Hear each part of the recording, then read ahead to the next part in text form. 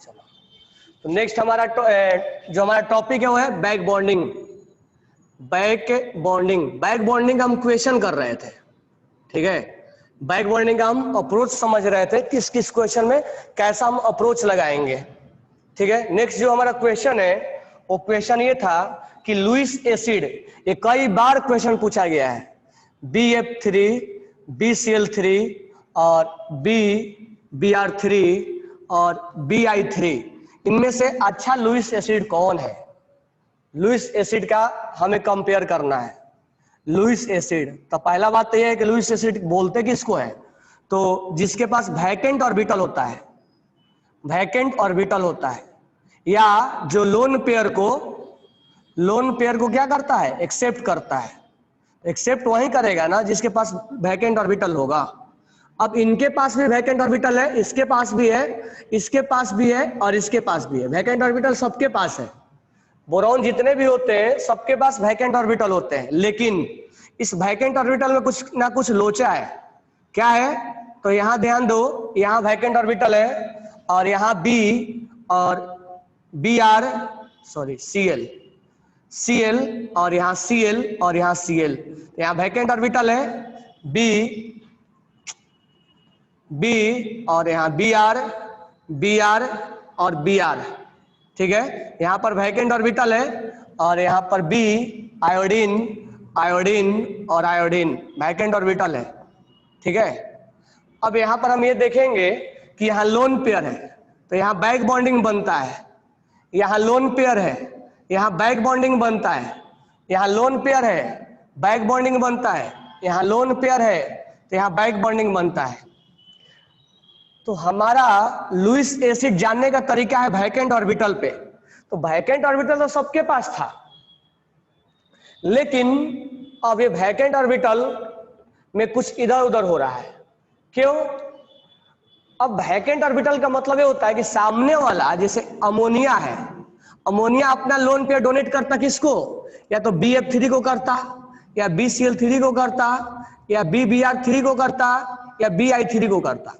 ये डोनेट इनको भी कर सकता है, ये डोनेट इनको भी कर सकता है, इसको भी कर सकता है, इसको भी कर सकता है, क्योंकि ये लुईस बेस है, लुईस बेस है।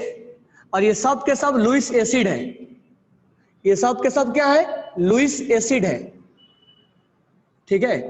तो कहने का मतलब ये है कि ये अच्छा लुईस एसिड तभी माना जाएगा जब अमोनिया अपना लोन पेयर इसको डोनेट करेगा और इसके पास खाली वैकेंट ऑर्बिटल होना चाहिए, पार्शियल फिलअप नहीं होना चाहिए। यानी जब ये डोनेट करे तो इसके पास बिल्कुल खाली होना चाहिए, मतलब तुरंत जल्दी से उसको क्या कर ले, अपने खाली वैकेंट ऑर्बिटल में इसको एक्सेप्ट कर ले, वही अच्छा लुईस एसिड होगा। यानी जब ये डोनेट करे तो इसके पास रखने के लिए जगह होना चाहिए। तो वही हमारा पहचान करना है कि रखने के लिए जगह किसके पास है, कौन जल्दी से रखना चाहता है। कहीं इसके घर वाले जो इसके मेंबर है वही तो नहीं इसके घर को भर दिए। तो जब घर को भर देंगे तो इसमें लेने से क्या हो जाएगा, थोड़ा सा हिचकेगा, पीछे हटेगा कि हम नहीं लेंगे इसका इलेक्ट्रॉन, क्योंकि घर वाले ने ही हमारा इलेक्ट्रॉन्स भर दिया है। तो देखते हैं किसके घर वाले ने भर दिया है इसके इलेक्ट्रॉन को, तो यहां इसके घर वाले इसको भर रहा है। तो यहां पर है ये 2p, ये जो खाली जगह है ये 2p का है, और यहां पर जो लोन पेयर है ये 2p का है।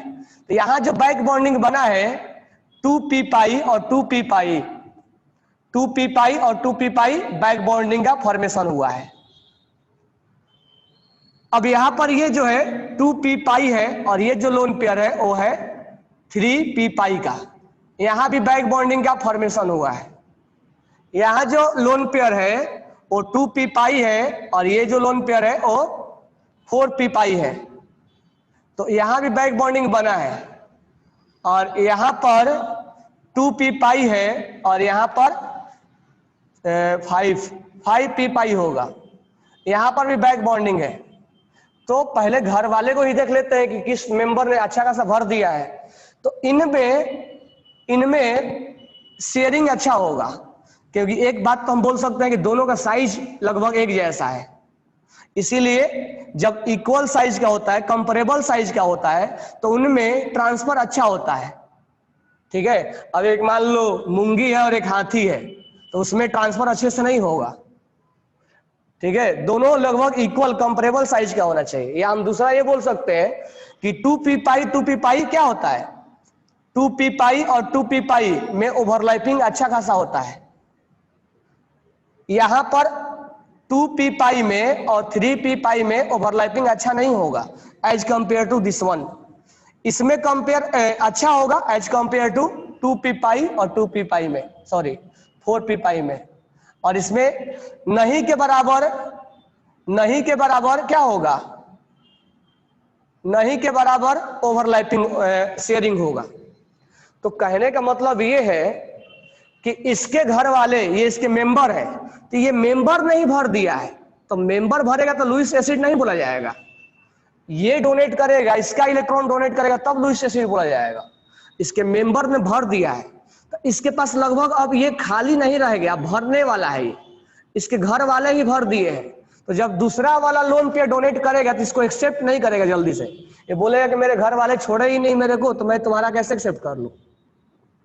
तो इसके घर वाले ही भर देते इसको, तो इसको ये जल्दी छोड़ एक्सेप्ट करता ही नहीं है। और ये बोलता है कि हमारे घर वाले नहीं भर रहे हैं, क्योंकि हमारे घर वाले देने की कोशिश तो कर रहे हैं, लेकिन हमारा उनका साइज अलग अलग है, इसलिए अच्छे से ओवरलैपिंग नहीं हो रहा है, यहाँ पे बैक बॉन्डिंग अच्छे से नहीं बन रहा है। तो हमारा लगभग नहीं के बराबर भरा हुआ है, जबकि इसका पूरा भर गया है। तो खाली किस में है, तो सबसे वैकेंट ऑर्बिटल अच्छे से खाली इसमें है, इसमें थोड़ा पार्शियल खाली है, नहीं के बराबर खाली है। तो जब ये दूसरा मेंबर लोन पेयर देगा तो ये जल्दी से एक्सेप्ट कर लेगा। यानी सबसे अच्छा जो लुईस एसिड होगा वो होगा Bi3, क्योंकि इसके पास अच्छा खासा खाली जगह है। जब ये डोनेट करेगा तो एक्सेप्ट करने के लिए इसके पास जगह है। ठीक है, तो ये अपने घर वाले से परेशान है, दूसरे से क्या ये ले पाएगा, इसीलिए ये अच्छा लुईस एसिड नहीं है। अच्छा लुईस एसिड Bi3 है। तो top to bottom Lewis acid character will be increase for BF3 to Bi3। तो इसको लिख लो आप। ये क्लियर हुआ सबको?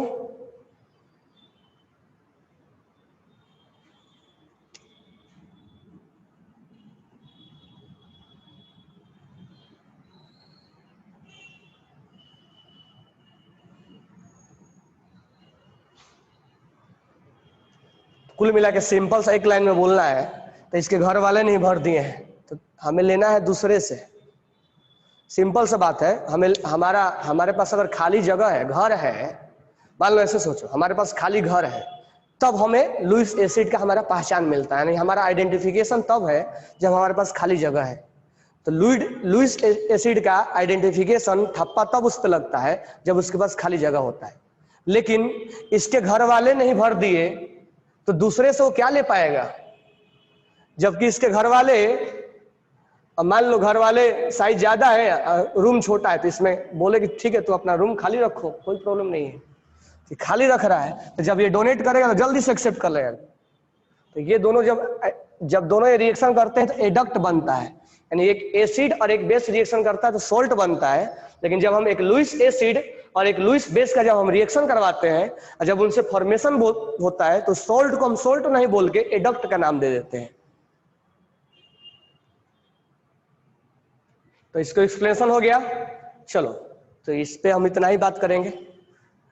अच्छा, हाइब्रिडेशन वगैरह तो यहाँ इफेक्ट नहीं पड़ेगा, ठीक है। सेंट्रल एटम का लोन पेयर जब डोनेट करेगा तब जाके हाइब्रिडेशन पे इफेक्ट पड़ता है। इसका हाइब्रिडेशन पे इफेक्ट कहाँ पड़ेगा, इसके हाइब्रिडेशन पे इफेक्ट नहीं पड़ेगा। कब इफेक्ट पड़ता है, सेंट्रल एटम वाला पे, जब सेंट्रल एटम पे लोन पेयर हो और जब इसको ये डोनेट कर रहा होता है। बराबर है क्या? तो यहां पर हाइब्रिडेशन में इफेक्ट पड़ेगा क्योंकि ये लोन पेयर पार्टिसिपेट हो गया, लेकिन ऐसा यहां पर हाइब्रिडेशन में इफेक्ट नहीं पड़ेगा।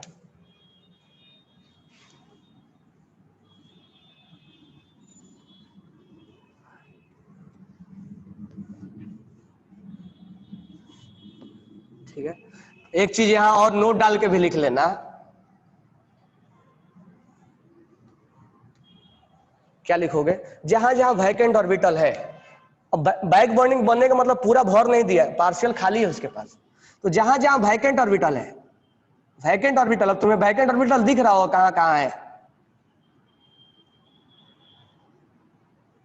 कहाँ कहाँ है, BF3 में, भले पार्शियल हो, BCl3 में, BBr3 में, BI3 में, ठीक है।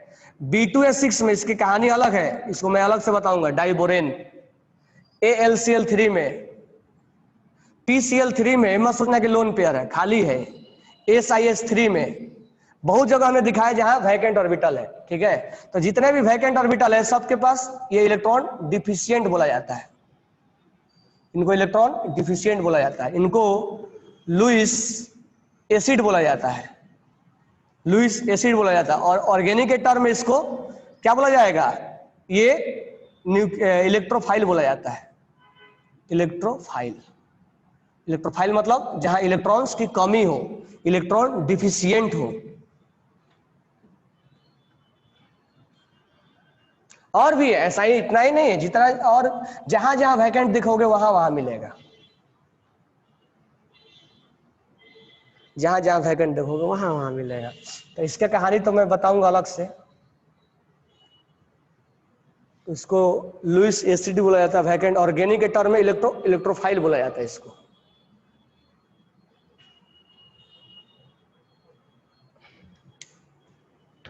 चलो आगे नेक्स्ट हम लेते हैं, क्या है, बॉन्ड लेंथ है, ठीक है। नेक्स्ट जो है हमारा बॉन्ड लेंथ था, तो बॉन्ड लेंथ और बॉन्ड एंगल का कंपेयर जहां जहां फंसोगे वैसे डिसाइड करना है।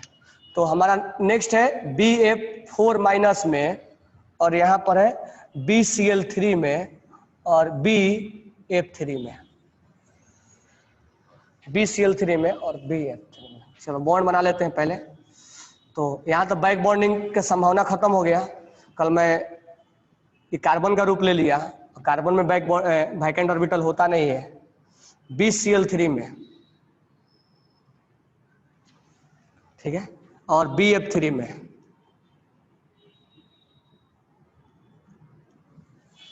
BF3 में। पहले हम ऐसा करते हैं, इसको पहले हटाते हैं, इसको हटाते हैं। अब मुझे यहां X और यहां Y में कंपेयर करना है कि बॉन्ड लेंथ किसका ज्यादा है। तो देखो यहां बैक बॉन्डिंग बन रहा है, ये पार्शियल डबल बॉन्ड का कैरेक्टर आएगा, और यहाँ बैक बॉन्डिंग बनने की संभावना खत्म हो गया। तो X is greater than Y, पहले इसको लिख लो, फिर हम BCl3 लाते हैं, फिर हम BCl3 लाते हैं।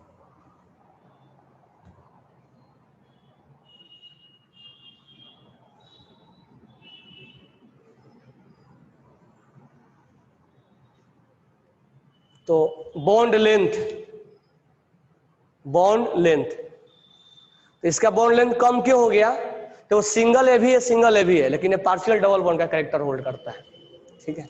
अब BCl3 वाला देख लो, इसलिए इसको हमने अलग कर दिया, ताकि अभी जब बॉन्ड लेंथ हम पढ़ेंगे तो एक चीज और मैं बताऊंगा आपको, BF3, BCl3, BBr3, BI3, अगर हमें बॉन्ड लेंथ का कंपेयर करना है, बॉन्ड लेंथ का, तो देखो बोरॉन तो ये है और ये फ्लोरीन है, तो बॉन्ड लेंथ याद है तुम लोगों को, VBT में जब एक दूसरे से ओवरलैपिंग हुआ तो समझाया था। मान लो ये ओवरलैपिंग हुआ है, ठीक है, चलो ओवरलैपिंग करा भी देते हैं, ये बॉन्ड लेंथ है। एक चीज बस इतना ही हम बनाते हैं, ये बोरॉन है और ये क्लोरीन है, यही बॉन्ड लेंथ है। ये बोरॉन है और ये ये क्लोरीन है, ये बोरॉन है और ये ब्रोमीन है, और ये बोरॉन है और ये हाथी है, आयोडीन है ये, और यही बॉन्ड लेंथ है।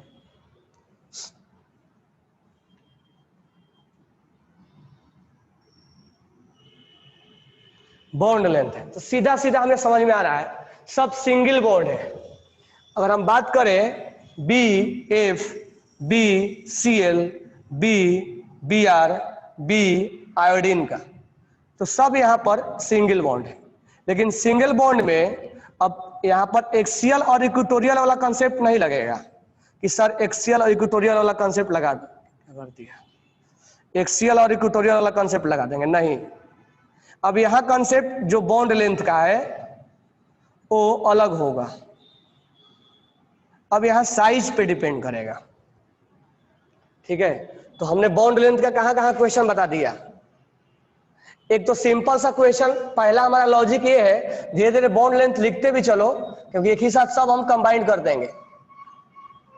बॉन्ड लेंथ, बॉन्ड लेंथ हम कैसे कैसे चेक किए, एक तो ट्रिपल बॉन्ड है, डबल बॉन्ड है, सिंगल बॉन्ड है, ये तो दुनिया जानता है। सेकेंड है, एक हमारा एक्सियल है और एक हमारा इक्वेटोरियल है, दोनों अलग अलग होता है। तीसरा, एक बैक बॉन्डिंग है, बैक बॉन्डिंग वाला कंसेप्ट से, जैसे इससे पहले वाला क्वेश्चन में, जैसे BF4 माइनस और BF3 में, तो यहां सिंगल जरूर है, तो यहां बैक बॉन्डिंग से हम कंपेयर करेंगे, यहां बैक बॉन्डिंग। अब चौथा कंसेप्ट है हमारा साइज वाला, साइज वाला, यहां पर साइज देखेंगे, साइज देखेंगे, तो साइज देखेंगे तो बॉन्ड लेंथ सबसे ज्यादा किसमें हो जाएगा, इसमें।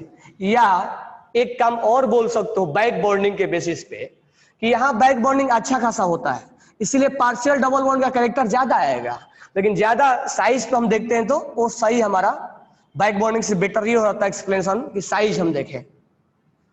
तो साइज ज्यादा है तो यहां बॉन्ड लेंथ ज्यादा होगा, यानी चौथा हमारा कंसेप्ट बॉन्ड लेंथ जानने का साइज आ गया है।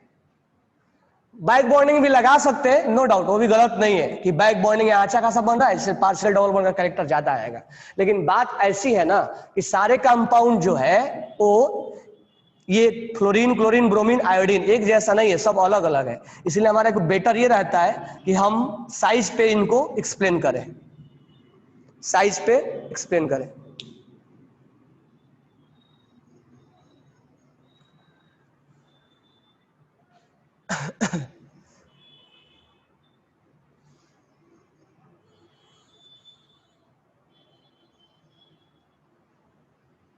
ओके, इसको लिख लो। तो लेंथ को भी देखते रहना कैसे कैसे इफेक्ट डाल रहा है। अच्छा, लेंथ में और कैसे इफेक्ट डाल रहा था, पांचवा जो लेंथ था वो कैसे था, रिजोनेंस वाला, भूलना मत।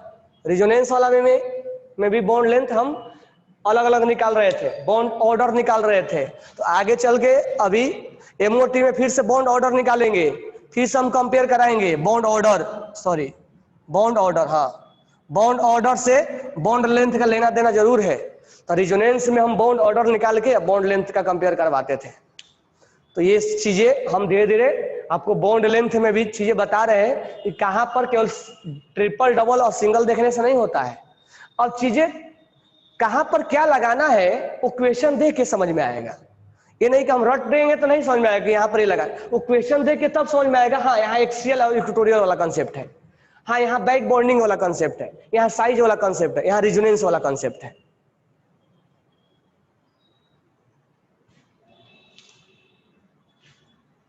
अच्छा, यहाँ उल्टा हो गया है,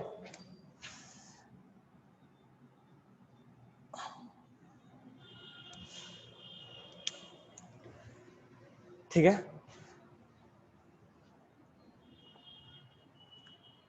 तो देख लेना लेंथ वाला कंसेप्ट कैसे कैसे लेना है। अब एक और कंसेप्ट है जिसमें कि हम एमओटी से सीखेंगे, तो 6 वाला भी कंसेप्ट हमारे को लिख लेना। बॉन्ड ऑर्डर यहां भी निकालते हैं, बॉन्ड ऑर्डर,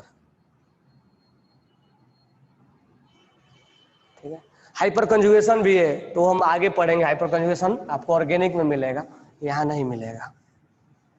तो बॉन्ड लेंथ समझ में आ रहा कैसे कैसे इफेक्ट डाल रहा है। अच्छा, बॉन्ड एंगल के बारे में हमने आपको 4 चीजें बताया है। क्या, फर्स्ट आप हाइब्रिडेशन निकालिए, हाइब्रिडेशन से आया तो लोन पेयर के पास जाइए, लोन पेयर से आया तो सेंट्रल एटम के पास जाइए, सेंट्रल एटम से आया तो साइड एटम के पास जाइए, साइड एटम से भी हमारा नहीं काम हो रहा है तो हम बैक बॉन्डिंग वाला कंसेप्ट लगाएंगे,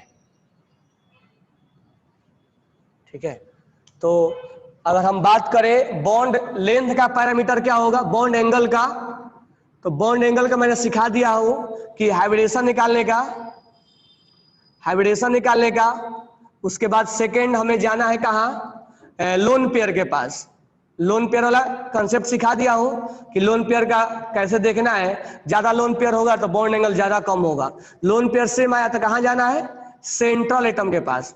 सेंट्रल एटम के पास जाके क्या सोचोगे, जिसका इलेक्ट्रोनेगेटिविटी ज्यादा होगा उसका बॉन्ड एंगल ज्यादा होगा, more electronegative more bond angle.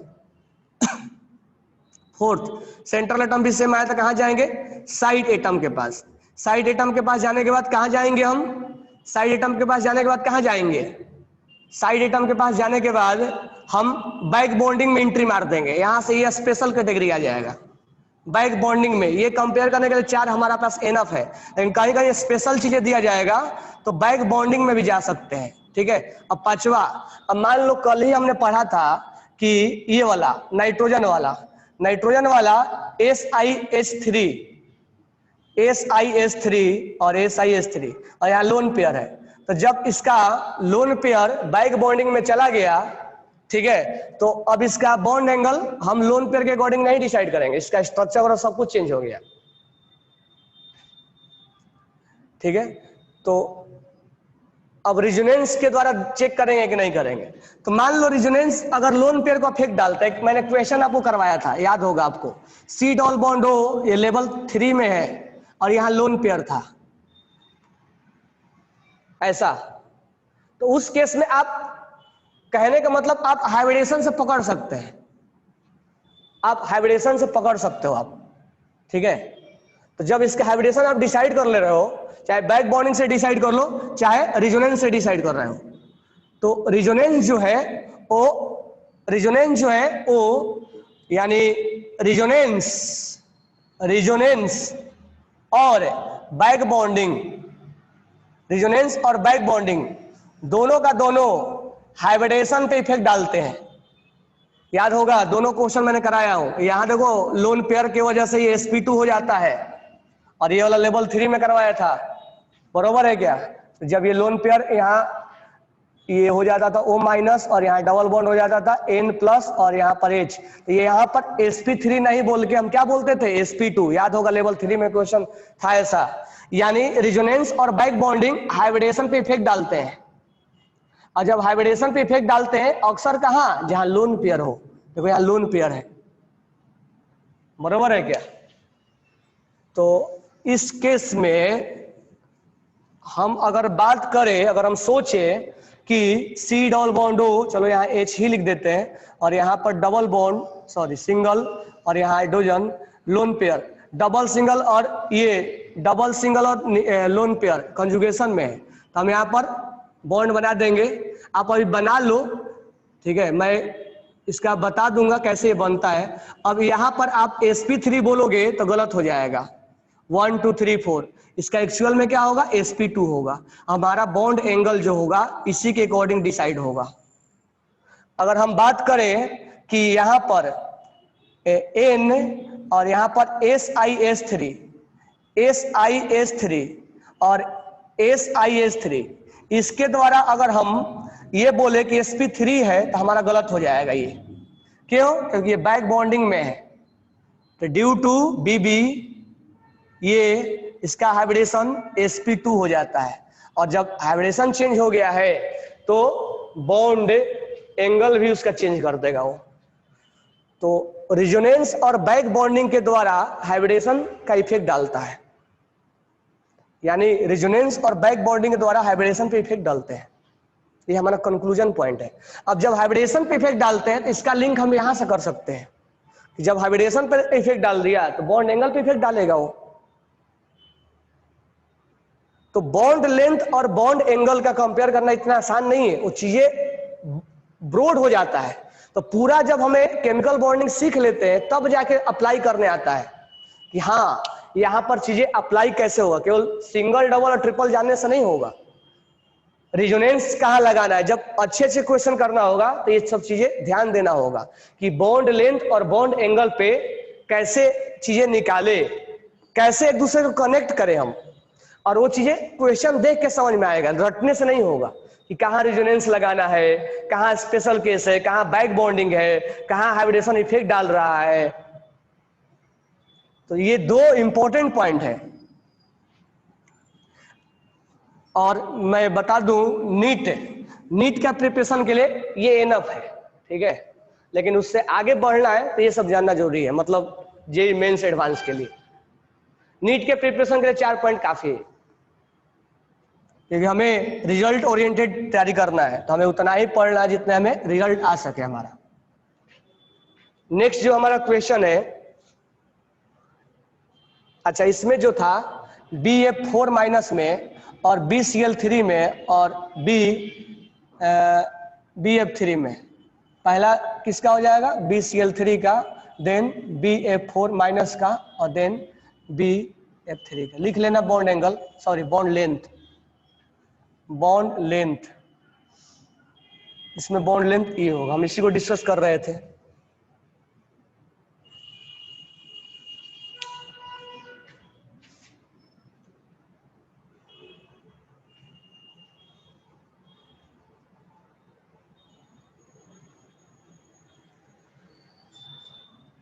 Next हमारा पॉइंट है, नेक्स्ट हमारा जो क्वेश्चन है वो था, हाँ, एडक्ट एक्सप्लेन करना है। यहाँ पर हमारा लोन पेयर है और यहाँ पे क्या लगा हुआ है? CH3।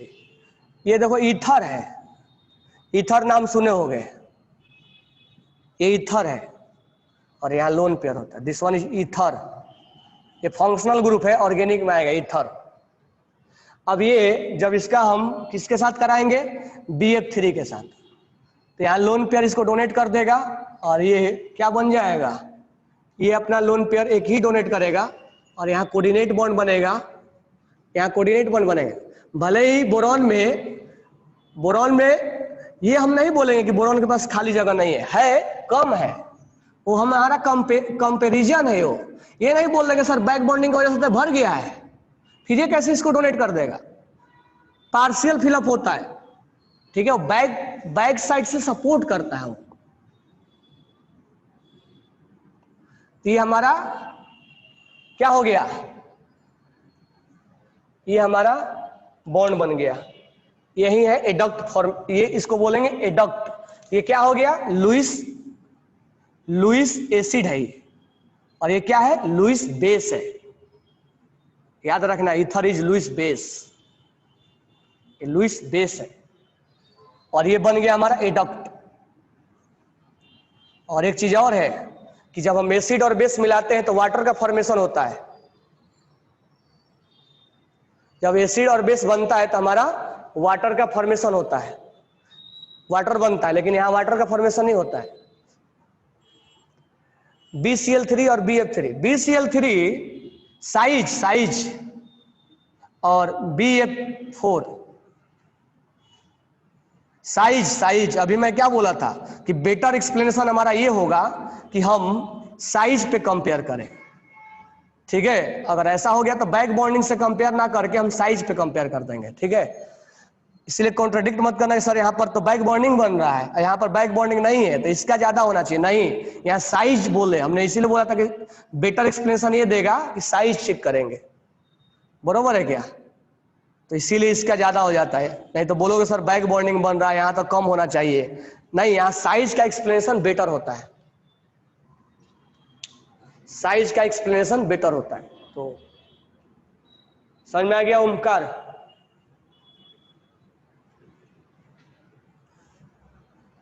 तो वहां पर हम एक्सप्लेनेशन साइज के अनुसार करेंगे, तो क्वेश्चन देख के समझ में आ जाता है, और कोई बहुत ज्यादा ब्रॉड नहीं है, जितना लिखवाया मैंने उसी के अराउंड क्वेश्चन को घुमाता रहेगा वो, बार बार ये एनफ क्वेश्चन है जितना मैं करवाया हूं। अच्छा नेक्स्ट जो है हमारा एडक्ट फॉर्मेशन कैसे होगा? O और यहाँ पर SiH3 है और यहाँ पर SiH3 है और यहाँ लोन पेयर है और यहाँ पर BF3 है, यहाँ पर वैकेंट ऑर्बिटल है, तो यहाँ पर नो रिएक्शन, नो एडक्ट। क्यों? क्योंकि ये लोन पेयर कहाँ बिजी है? अपने ही घर में। अब सोचोगे सर चलो इस लोन पेयर को बिजी करते, एक लोन पेयर तो खाली है ना, दे देगा, ऐसा नहीं होता है, ऐसा नहीं होता है।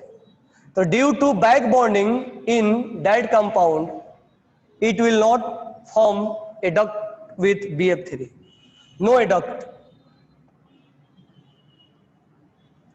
no adduct due to back bonding, no adduct will form.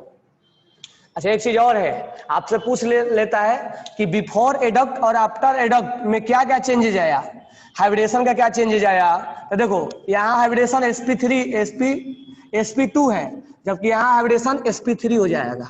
यहाँ हाइब्रिडेशन 1 2 3 4 है, sp3 है, लेकिन यहाँ हाइब्रिडेशन sp यहाँ सेम है, ठीक है, लेकिन बॉन्ड एंगल में चेंज आएगा, यहाँ बेंट हो जाएगा, यहाँ प्लेनर, यहाँ पर पिरामिडल हो जाएगा।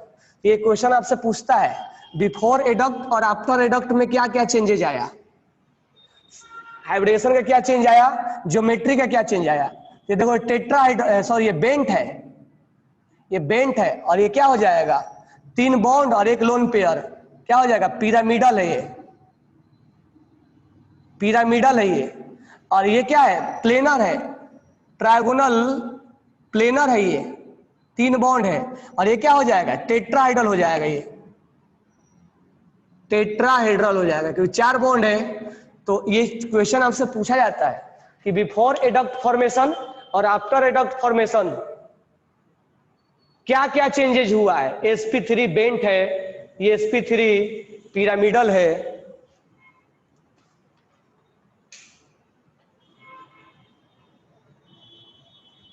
हाँ, अगर यहां पर एक क्वेश्चन होता, जैसे वैष्णवी का एक क्वेश्चन है कि सर यहाँ BF3 के बदले, हाँ वो भी क्वेश्चन में हम बना सकते हैं, ये लिख लिए। क्वेश्चन ये है कि सर BF3 के बदले हम यहाँ पर अगर एक क्वेश्चन और नया बना दें, बहुत सारा का क्वेश्चन बना देंगे, कंसेप्ट वही रहेगा कि BCl3 Br3 और Bi3 अगर हम ले लें और हम बोले कि इसमें से कौन एडक्ट फॉर्मेशन अच्छा इजीली देगा, आसानी से एडक्ट फॉर्मेशन कौन देगा, तो ये लिख लिए होगे। तो यहां पर हम बोल सकते हैं adduct formation will be easily adduct formation, easily adduct formation. तो कंसेप्ट हमारा वही होगा, क्वेश्चन चेंज करके कितना भी लाए क्या फर्क पड़ता है। इसके पास खाली जगह अच्छा खासा है, इसके पास खाली जगह नहीं है, तो ये जल्दी से इसको डोनेट कर देगा, यानी एडक्ट फॉर्मेशन Bi3 देगा, देन Br3 देगा, देन BCl3 देगा, देन BF3 देगा। एक नया क्वेश्चन हमारा बन गया, ठीक है, तो इसको भी लिख लेना।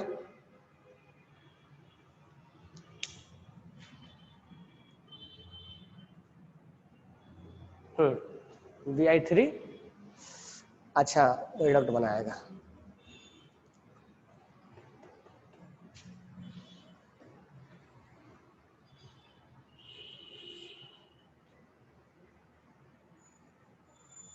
अब ये चीजें क्या है, ये चीजें जब आपकी थॉट बढ़ जाएगी केमिस्ट्री की, ऐसा नहीं कि ये सब चीजें आएगा ही, जब आप थॉट बढ़ जाएगा तो आपको ऑर्गेनिक में कहीं प्रॉब्लम नहीं आएगा। जब ऑर्गेनिक में पढ़ोगे जीओसी तो इसमें एक भी लाइन का वर्ड का प्रॉब्लम नहीं आएगा, क्योंकि अगर केमिकल बॉन्डिंग अच्छे से आ रहा है तो ऑर्गेनिक का जीओसी का पहला जो पार्ट है वो बिल्कुल क्लियर हो जाता है, यहीं से क्लियर हो जाता है, नहीं तो ऑर्गेनिक वीक पड़ जाएगा। कहाँ रिजोनेंस हो रहा है, कहाँ बैक बॉन्डिंग बन रहा है, कहाँ पर रिजोनेंस नहीं हो रहा है, कहाँ हाइपर बन रहा है, सब चीजें यहीं से रिलेट होता है। वहां कहाँ पर एसिडिक हाइड्रोजन है, अब मैं आगे चल के आपको सिखाऊंगा। यहाँ पे एल्काइन में अब देखो ये ज्यादा, ये एल्काइन में ये रिलीज नहीं करता, एच ज्यादा वही रिलीज करता है। चलो इसके बारे में हम बाद में बात करेंगे, ठीक है।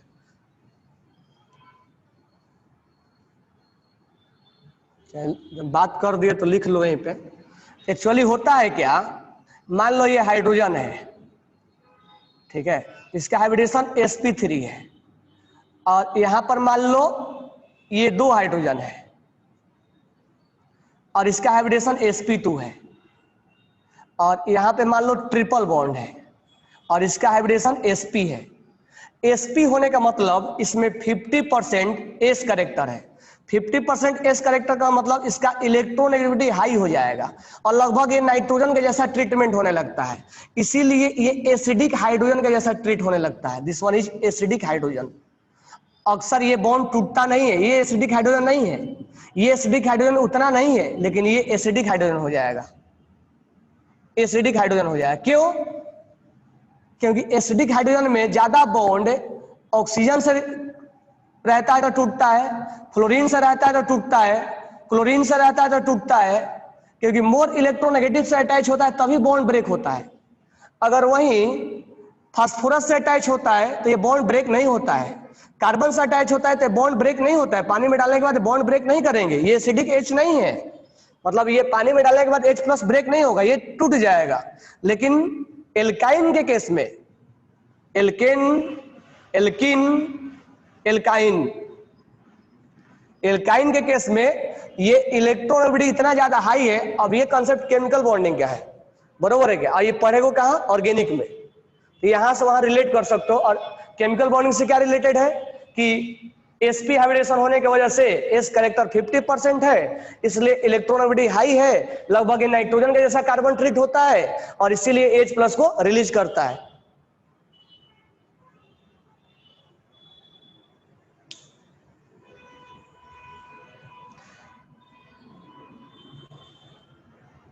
वैसे नहीं देखेंगे सर sp है तो ये ज्यादा, तब ये बॉन्ड स्ट्रांग होना चाहिए ना, ऐसे नहीं देखेंगे। पानी में इलेक्ट्रॉनिबिलिटी, पानी में डालने के बाद ये बॉन्ड जल्दी ब्रेक होता है, वो नहीं देखेंगे स्ट्रॉन्ग है क्या है। पानी में डालने के बाद जितना मोर इलेक्ट्रोनेगेटिव से अटैच होगा उतना ही ये जल्दी से ब्रेक होता है, जितना इसके अंदर पोलरिटी ज्यादा होता है। यहाँ पोलरिटी चेक करते हैं, तो ये चीजें हम तब वहां पर एक्सप्लेन करेंगे जब पोलरिटी पढ़ा लेंगे आपको, तब कि कहां से बॉन्ड कब टूटता है, कहां नहीं टूटता है। तो बॉन्ड स्ट्रेंथ के बारे में हम बाद में भी डिस्कस करेंगे, ठीक है। अभी हम बॉन्ड एंगल और बॉन्ड लेंथ के बारे में डिस्कस कर रहे हैं। ये नहीं कि sp है सर तो वो तो नाइट्रोजन के साथ अटैच है, वो तो बॉन्ड स्ट्रांग है, कैसे टूटेगा? और पोलरिटी ज्यादा है, और जितना ज्यादा पोलरिटी होगा उतना ही जल्दी से ब्रेक होता है। जहां पोलरिटी कम होता है वो जल्दी ब्रेक नहीं होता है। जैसे C और H है, ये जल्दी ब्रेक नहीं होता है, इसमें पोलरिटी कम है, जबकि F और H वाला जल्दी ब्रेक हो जाता है, C और H वाला जल्दी ब्रेक हो जाता है, Cl और H वाला, क्योंकि इसमें पोलरिटी है, पोलर है ज्यादा। तो यहाँ पर पोलरिटी के कंसेप्ट से हम बॉन्ड को तोड़ने का काम करते हैं। तो ये सब चीजें जब पोलर पढ़ा लेंगे तब बताएंगे, ठीक है। नेक्स्ट क्वेश्चन देखते हैं। नेक्स्ट क्वेश्चन क्या हमारा? Bond length BF3 is spectrum, ये तो हो गया ना। उसके बाद नेक्स्ट है हमारा एसिडिक स्ट्रेंथ। देखो आ ही गया एसिडिक स्ट्रेंथ का कंपेयर। नेक्स्ट हमारा क्वेश्चन था एसिडिक स्ट्रेंथ। तो एसिडिक स्ट्रेंथ में CH3, ये एक्चुअली में ऑर्गेनिक का क्वेश्चन है। ये है फिनॉल, ये है फिनॉल, ठीक है। और यहां पर है SI और यहाँ O है और यहाँ H है और यहाँ लगा हुआ है CH3, CH3 और CH3। अब देखो एसिडिक स्ट्रेंथ कैसे चेक किया था, ये भी हमारे लिए ये एक्चुअल में ऑर्गेनिक का कंसेप्ट है। तो पहले इस बॉन्ड को तोड़ दो, क्योंकि एसिडिक का मतलब होता है हाइड्रोजन हटा दो, हाइड्रोजन हटा दो। उसको हटाने के बाद, क्योंकि एसिड उसी को बोला जाता है ना, ये एसिड है, ये अल्कोहल है तो एसिड होगा, अल्कोहल है एसिड होगा। वो अल्कोहल नहीं है जो तुम सोच रहे हो, ये दूसरा अल्कोहल है, ये एसिड है। अब ये हाइड्रोजन लूज करने के बाद यहां से H प्लस बाहर निकल जाएगा, एसिड यही होता है जो H प्लस को लूज करता है। यहाँ पर ये एसिड H प्लस है। अब यहाँ पर आ गया CH3, CH3, CH3। अब बात ऐसी है कि हमें यहाँ पर चेक करना है कि कौन अच्छा एसिड है दोनों में। तो देखो ये एसिड है, H प्लस लूज करने के बाद इसको बोला जाता है कॉन्जुगेट बेस, कॉन्जुगेट बेस का नाम से जाना जाता है, इसको बोलते हैं कॉन्जुगेट बेस।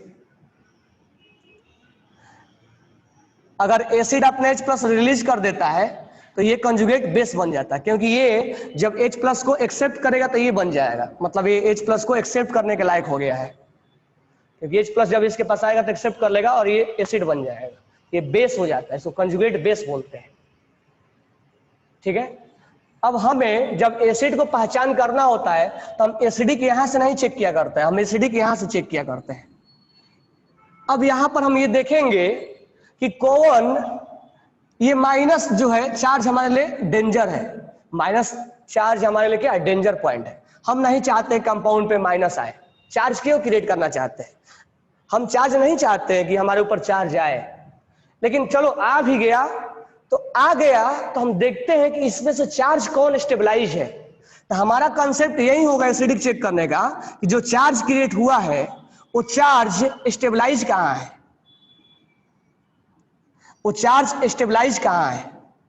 तो चार्ज को स्टेबलाइज देखने के लिए अब देखो बाकी ग्रुप तो सेम है, इसमें भी वही है और इसमें भी वही है, यानी हमारा डिसाइडिंग फैक्टर तो ये होगा नहीं।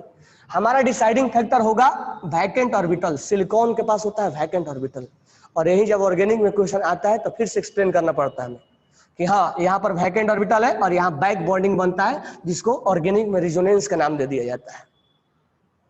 तो यहाँ पर बैक बॉन्डिंग का फॉर्मेशन हो रहा है, जबकि यहाँ बैक बॉन्डिंग नहीं बन रहा है क्योंकि वैकेंट ऑर्बिटल नहीं है। तो यहाँ वाला माइनस क्या है, अच्छा खासा स्टेबल है, अच्छा खासा स्टेबल है, और ये क्या है, लेस स्टेबल है। तो मुझे ये बताओ कि यहां से यहां का सफर कौन तय करेगा, ए से बी कौन जल्दी तय करेगा, और सी से डी कौन जल्दी अपना सफर जल्दी तय करेगा।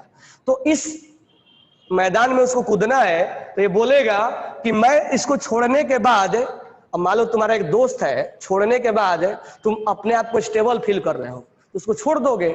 अगर ऐसा होगा कि तुम्हारी दोस्ती ऐसी है कि छोड़ने के बाद तुम अनस्टेबल फील कर रहे हो, तो तुम्हारी दोस्ती जल्दी नहीं छूटेगी। तो ये छोड़ने के बाद स्टेबल फील कर रहा है, इसलिए जल्दी से हटा देगा इसको, और जल्दी से हटा देगा इस प्लस को, तो ये क्या हो जाएगा, ये अच्छा एसिड हो जाएगा। तो this one is good acid then this one, क्योंकि इसको हटाने के बाद ये ज्यादा स्टेबल बन गया है।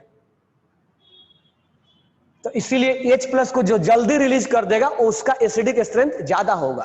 तो हम कैसे चेक करेंगे, तो चेक करने का हमारा तरीका ये है कि पहले एसिड हाइड्रोजन को हटाओ वहां से, तो हाइड्रोजन को हटा के ये बनाओ पहले, ये बनाने के बाद चार्ज को चेक करो कि कहाँ स्टेबल है। तो चार्ज यहाँ स्टेबल है, और स्टेबल कहाँ है, तो कंजुगेट बैक बॉन्डिंग के द्वारा स्टेबल है। तो यहां से यहां आने का सफर किसने जल्दी तय करेगा, ये जल्दी तय करेगा। इसका मतलब H प्लस को जल्दी रिलीज कर देगा, और जल्दी रिलीज कर देगा तो अच्छा खासा एसिड है ये।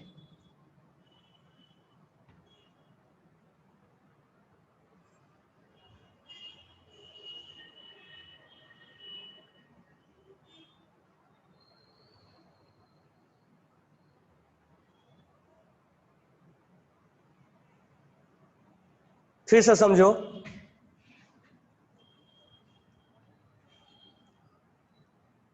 फिर से समझो। पहले नॉर्मल दिमाग से ऐसे सोचो, मेरे पास एक दोस्त है, वो हाइड्रोजन है, उसको मुझे रिलीज करना है। एक और दोस्त है, ऐसे सोचो, नॉर्मल दिमाग लगाओ ऐसे, इसके पास हाइड्रोजन है, इसके पास हाइड्रोजन है, इस दोनों को रिलीज करना है क्योंकि एसिड है, दोनों को रिलीज करना है। ये रिलीज करने के बाद, ये रिलीज करने के बाद, ये और ये रिलीज करने के बाद ये कंडीशन में आ गया। तो जो स्टेबल होगा वही जल्दी से रिलीज करेगा ना अपने दोस्त को, क्योंकि दोस्ती छोड़ने के बाद जो स्टेबल होता है वही उसमें दोस्ती, मतलब वो जल्दी से रिलीज करेगा। तो एसिड चेक करना है तो देखना पड़ेगा कौन जल्दी हाइड्रोजन को हटा रहा है। तो हटाने के बाद चेक किया जाता है, हटाने के पहले नहीं कि हमने हटाया ही नहीं और स्टेबिलिटी चेक करने लग गए। नहीं, पहले हटाओ, पहले दोस्त दोनों को हटा दो। तो दोनों के दोस्त को हटा दो, उसके बाद यहां स्टेबिलिटी चेक करो। यानी यहां पर पहले, यहां पर हम नहीं चेक करेंगे। अच्छा, यहां पर चेक करके क्या करोगे, सर यहां बैक बॉन्डिंग बन रहा है, तो क्या हो जाएगा, उससे क्या फर्क पड़ता है। बैक बॉन्डिंग बन रहा है तो क्या फर्क पड़ता है, कोई इफेक्ट डाला क्या इसने, कोई इफेक्ट डाल रहा है क्या उसमें, बैक बॉन्डिंग से इसका क्या लेना देना है, हाइड्रोजन का लूज करने से क्या मतलब है इसको। इस कंसेप्ट में ऐसे चेक किया जाता है कि इनको यहां बैक बॉन्डिंग नहीं देखा जाता है, बरोबर है क्या। इनको पहले हाइड्रोजन को हटाओ, इनके दोस्त को रिलीज करो यहां से, क्योंकि एसिड हटाने के बाद ही चेक किया जाता है। इनको कंजुगेट बेस बनाओ पहले, first we form conjugate base and we check stability of conjugate base. Organic ये बोलता है, मतलब कंसेप्ट ये बोलता है, first we form conjugate base, यानी इसके दोस्त को हटाओ। तो स्टेबिलिटी चेक करने के लिए यहां पर हर जगह एसिड में अलग अलग चेक किया जाता है। तो first we make conjugate base, conjugate base, conjugate base बना दिए, मतलब दोस्त को हटा दिए। अब दोस्त को हटाने के बाद ये चेक करना है निगेटिव कहां स्टेबलाइज है। जहां निगेटिव स्टेबलाइज होगा वहीं पर वो अच्छा बेस होगा, यानी वो जल्दी से H प्लस को क्या करेगा, जल्दी से निकालने की कोशिश करेगा, हट जाओ मेरे लाइफ से, क्योंकि हम तुम्हारे बिना भी स्टेबल है। तो इसीलिए जल्दी से जो स्टेबल होगा वो जल्दी से H प्लस लूज कर देगा और वहीं पर वो एसिडिक ज्यादा हो जाएगा। तो एसिडिक चेक करने के लिए आपको कंजुगेट बेस बनाना जरूरी है। यहां पर उसको मैदान में लाके खड़ा करना पड़ेगा, चलो लड़ने। तो हटाने के बाद यहां पर कुछ भी चेक नहीं करना है, यहां पर कुछ भी चेक नहीं करना है, खासकर ऑर्गेनिक में ऐसे चेक किया जाता है। यहां पर आपको कुछ भी चेक नहीं करना है, यहां पर उसको बनाना है कंजुगेट बेस। तो first we form conjugate base, then we check stabilization of minus. तो यहां पर माइनस यहां पर है और यहां पर माइनस यहां पर, तो ये माइनस बैक बॉन्डिंग के द्वारा स्टेबलाइज है। सबको समझ में आ गया? चलो, तो यहां पर एक मैं और क्वेश्चन आपको यहीं पर फायर कर रहा हूं, अब ध्यान दो। ये रहा आपका ये और ये रहा आपका ये। अब मुझे बताओ दोनों में एसिडिक कौन ज्यादा है? ए और बी में एसिडिक कौन ज्यादा है? ए और बी में एसिडिक कौन ज्यादा है? दोनों में अल्कोहल लगा हुआ है, बताओ ए और बी में एसिडिक कौन ज्यादा है? हाँ, एक का आंसर सही है ऋतुजा का, मिका, सबका आंसर सही, एक गलत है संचित। ये कहां से होगा? तब पहले तुम इसका क्या बना दो, इसका दोस्त हटा दो। पहले क्या बनाओ, कंजुगेट बेस बनाओ। यहां पर क्या बना दो, कंजुगेट बेस बनाओ। ये मैं ऑर्गेनिक में लाके चला आया तुम्हें। अब बताओ माइनस कौन ज्यादा स्टेबलाइज है? तो here minus will take place in resonance. देखो तुम्हें दिख नहीं रहा होगा, रेजोनेंस में है डबल सिंगल निगेटिव, फिर यहां आएगा तो रेजोनेंस में हो जाएगा double single negative, double single double, double single double, ये रेजोनेंस में हो गया, इसीलिए ज्यादा स्टेबल है, इसीलिए अच्छा खासा बेस है ये। This one is good base than A, तो B is good base than A. और भी जानना है तो देखो, मान लो रिंग नहीं लिया हमने, हमने बोला C C C C O H, C double bond C C और ओ एच। चलो बताओ ए और बी में कौन अच्छा एसिड है? हमने रिंग नहीं लिया, रिंग हटा दिया। बताओ ए और बी में अच्छा एसिड कौन है? ए और बी में अच्छा एसिड कौन है? बी होगा। क्यों? इसके दोस्त को हटाओ, दोस्त को हटा दिए मतलब फर्स्ट वी फॉर्म। अब देखो दोस्त को हटाने के बाद ये चेक करना है कि नेगेटिव कहां स्टेबलाइज है। यहां पर नेगेटिव जो है कंजुगेशन में है, डबल सिंगल नेगेटिव रेजोनेंस में है, और रेजोनेंस स्टेबलाइज करता है, इसलिए B is more stable than A. तो इस तरह से आपको ऑर्गेनिक में चेक करना होता है। तो उस क्वेश्चन को हमने यहां पर क्यों करवाया? क्योंकि वहां बैक बॉन्डिंग का कॉन्सेप्ट था, वो रेजोनेंस के द्वारा स्टेबलाइज नहीं था, यहाँ रेजोनेंस के द्वारा स्टेबलाइज है। ये सब चीजें ऑर्गेनिक में चला जाता है, कौन ज्यादा एसिड है कौन ज्यादा बेस है।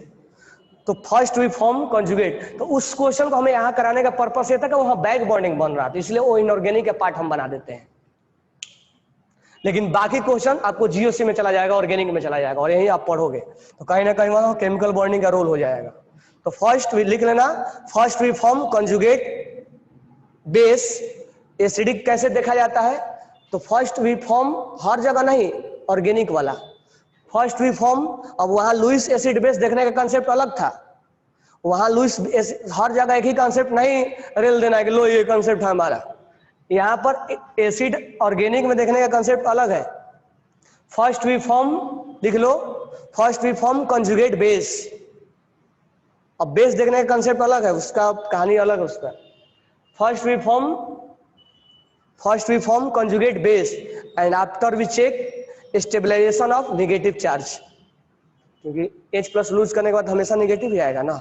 After we check stabilization of negative charge. और अब स्टेबलाइजेशन कैसे कैसे चेक करोगे? रेजोनेंस के द्वारा, हाइपर के द्वारा, इंडक्टिव के द्वारा, बैक बॉन्डिंग के द्वारा, 10-15 कॉन्सेप्ट वहां निकल के आते हैं, तो ऑर्गेनिक का पार्ट हो जाता है। इससे पहले जो हमने क्वेश्चन लगाया, अच्छा इस क्वेश्चन में रेजोनेंस हमने चेक करवाया था आपसे।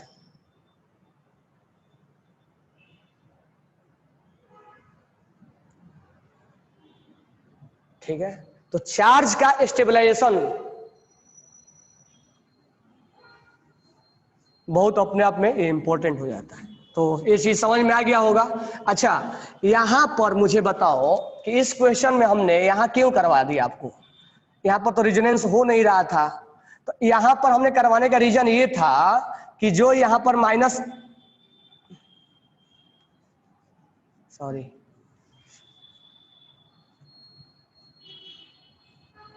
ये था ना, यहां पर कराने का रीजन क्या था?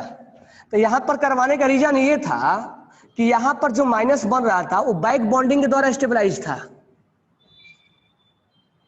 और यहाँ बैक बॉन्डिंग नहीं बन रहा है। एक टाइप का रेजोनेंस है, जो पढ़ोगे ऑर्गेनिक में कि this one is a type of resonance, इस वजह से ये ज्यादा एसिडिक है। ठीक है, सबको समझ में आ गया ना? तो first we form conjugate base, कहानी बता दिया। अब ये ऑर्गेनिक में आओगे तो कम से कम 10 दिन एसिड, 10 दिन नहीं 5 दिन एसिड बेस पे चलता है ये। नेक्स्ट जो हमारा क्वेश्चन है वो हमारा है NSiS3 होल थ्राइस N, अच्छा मैं स्ट्रक्चर ही बनाते चल जाऊं, चलो लिख दे रहा हूं, CS3 SiS3, जिसको नहीं समझ में आएगा बोलना। 3 है, यहाँ पर एक चीज देखना है, PDF में गलत लिखा गया है, यहाँ 2 है, 3 मत कर देना, वहां थोड़ा सा मिस प्रिंट हो गया है। अब देखो ध्यान से, बोला है क्वेश्चन में कौन सा एडक्ट फॉर्म करेगा आसानी से, इसको क्वेश्चन का निकालना आसान है। अच्छा चलो मैं बना देता हूं, SiS3 SiS3 और SiS3, NSiS3 SiS3 और यहाँ CH3, NSiS3 CH3 और CH3, lone pair lone pair lone pair, lone pair इधर भी बिजी है, इधर भी बिजी है, इधर भी बिजी है, बहुत बिजी है आजकल लोग, इधर 2 साइड से बिजी है, इधर एक ही साइड से बिजी है। तो कहने का मतलब है कि इसमें अच्छा खासा बिजी है, इसमें यानी इसको फुर्सत नहीं है घर वालों से ही। तो अगर ये एडक्ट बनाने जाएगा, मान लो ये BF3 के साथ एडक्ट बनाने जाएगा, तो कौन जल्दी से अपना लोन पे डोनेट कर देगा? तो हमारा आंसर होगा, अगर A B और C मैं लिखूं तो C जल्दी, क्योंकि ये ज्यादा बिजी नहीं है, और फिर B देने, तो ये बिजी ज्यादा है, अपने में इन्वॉल्व है। तो थर्ड जो है वो थोड़ा सा फुर्सत में है, इसीलिए बोले तुम आओ हम तुम्हें डोनेट करते हैं, जबकि ये अच्छा खासा 3 अपने घर में ही बिजी है, तीनों के साथ बैक बॉन्डिंग बना रहा है। यहाँ लिख सकते हो कि here lone pair is more busy to form, लिख सकते हो बिजी, कोई प्रॉब्लम नहीं है, to form back bonding, here 2 sided lone pair form back bonding, here 1 sided, यहाँ बिजी कम है, यहाँ बिजी, सॉरी यहाँ बिजी ज्यादा है, यहाँ बिजी कम है।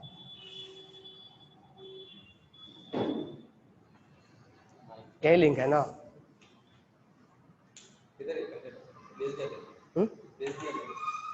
यही लिंक है ना? चलो एक क्वेश्चन हो गया ना, आगे निपटाते हैं। चलो नेक्स्ट क्वेश्चन क्या है, बैक बॉन्ड एंगल वाला, तो अभी बॉन्ड एंगल वाला एक भी नहीं बनाए ना हम। चलो बॉन्ड एंगल वाला बताते हैं, बॉन्ड एंगल वाला। तो बॉन्ड एंगल वाला जो है कौन सा है क्वेश्चन, PS3 वाला और PF3 वाला, PS3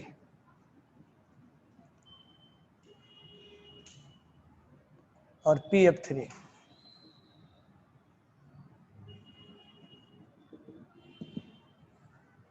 इसका होता है 97.8 डिग्री और इसका होता है 94 मान लेते हैं। अच्छा मुझे बताओ एक चीज, पहले बॉन्ड एंगल तो छोड़ दो, PS3 का हाइब्रिडेशन क्या है, व्हाट विल बी,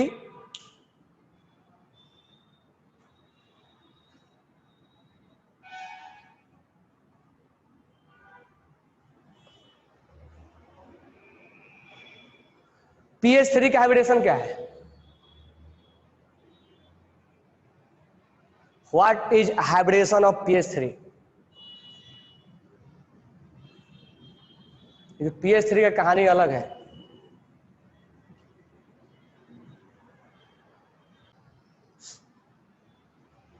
अब ध्यान से सुनना, ये जो है ओ 1 2 3 4, आप बोलोगे sp3 है, ये गलत है। पहला बात ये है कि pH3 में कोई हाइब्रिडेशन होता ही नहीं है। pH3 में नो हाइब्रिडेशन, pH3 में नो हाइब्रिडेशन, यहां हाइब्रिडेशन होता ही नहीं। इसको लिख लेना, मैं अभी बता रहा हूं। यहां पर हाइब्रिडेशन होगा। एक pH3 ऐसा है जिसमें हाइब्रिडेशन होता ही नहीं। pH3 में हाइब्रिडाइज होता ही नहीं है, ऐसा माना गया है। तो इसमें लिख लेना, एक एक्सेप्शन मान लो या स्पेशल केस मान लो, उसमें हाइब्रिडेशन होता ही नहीं है। pH3 will not hybridized.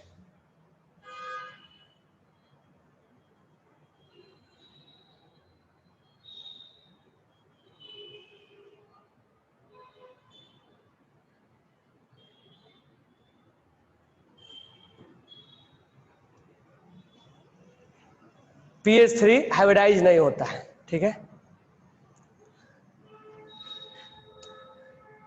Hybridise नहीं होता हो।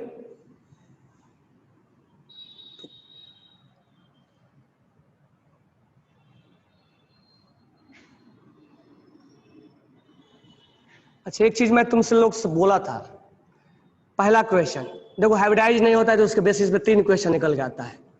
NH3 का बॉन्ड एंगल 1 नॉट कितना होता है, 7 डिग्री के आसपास होता है, जबकि pH3 का बॉन्ड एंगल 94 डिग्री होता है। इतना डिफरेंस क्यों? इतना डिफरेंस क्यों, जबकि इसी के ग्रुप का है, नाइट्रोजन और फास्फोरस इसी के ग्रुप का है। इतना बॉन्ड एंगल में डिफरेंस क्यों, जबकि एक ही लोन पेयर है। दूसरा question, NH3 is good base then pH3। यहां पर ये अच्छा बेस है एज कंपेयर टू pH3।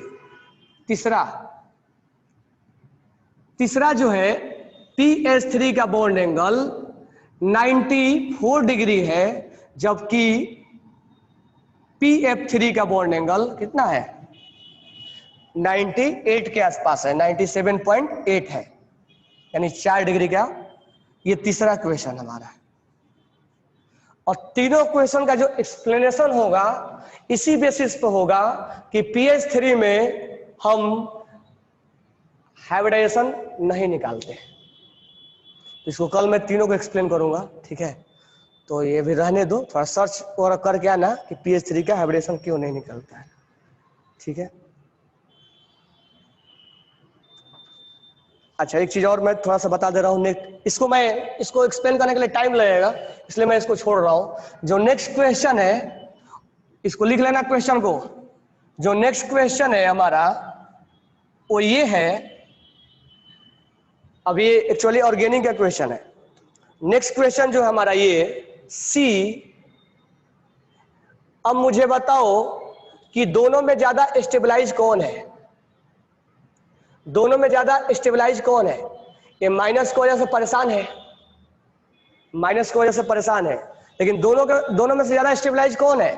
तो इसमें हम बोलेंगे इसके पास वैकेंट ऑर्बिटल है, ये यहां से बैक बॉन्डिंग बनाएगा, जबकि इसके पास वैकेंट ऑर्बिटल नहीं है क्योंकि ये सेकेंड पीरियड का है। तो यहां पर ये ज्यादा स्टेबल होगा due to back bonding, due to back bonding. तो इसको करना आसान था तो मैंने एक्सप्लेन कर दिया इसको, ठीक है। उसके बाद जो है एक और क्वेश्चन है, तो 2 क्वेश्चन हमारा मेन इंपॉर्टेंट रह जाएगा, 11 नंबर और 40 नंबर, तो उसको मैं एक्सप्लेनेशन कल दूंगा, ठीक है। तो लगभग हमारा बॉन्ड लेंथ और बॉन्ड एंगल का क्वेश्चन एंड होता हुआ, मतलब स्पेशल केसेज में, ठीक है। उसमें हम ड्रैगन रूल भी कल आपको एक्सप्लेन करेंगे। तो वो हम बताएंगे, इसी में आएगा कि इसका हाइब्रिडेशन नहीं होता है, नो हाइब्रिडेशन। तो कल थोड़ा सा एस कैरेक्टर के बारे में हम बात करेंगे, ठीक है। कोई डाउट है तो बोलो मेरे को, अदरवाइज दो तीन क्वेश्चन मैं कल डिस्कस करूंगा, ठीक है। उसके बाद हम आएंगे बॉन्ड स्ट्रेंथ पे, बॉन्ड एंगल का कुछ क्वेश्चन करेंगे, अभी थोड़ा प्रैक्टिस भी कर लेंगे, फिर बॉन्ड लेंथ का कुछ क्वेश्चन प्रैक्टिस कर लेंगे, फिर आएंगे हम बॉन्ड स्ट्रेंथ पे कि इसका बॉन्ड स्ट्रॉन्ग है। तो कोई डाउट है तो बोलो। Y PH3 is not hybridise, कल बताना मेरे को क्यों नहीं होता है।